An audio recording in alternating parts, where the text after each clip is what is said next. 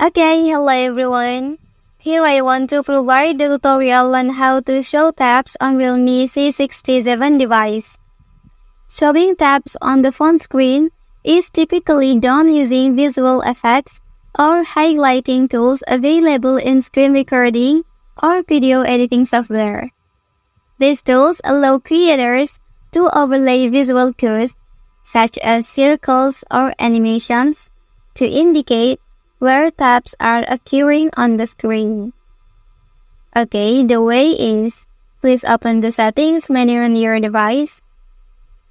And then here you can scroll down. After that, you can select about font option. And then you can select the version here. And then tap on the build number up 7 times. Okay, after that, you can go to the developer options menu.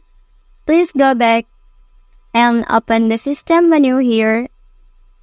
After that, select developer options. And then here you can scroll down until you find show tabs option. Well, and then if you have found the show tabs option, and then you can activate it, click this. Okay, that's the tutorial on how to show tabs on Realme C67 device. If you are helped by this video, don't forget to like and subscribe to get other information from this channel. Thank you.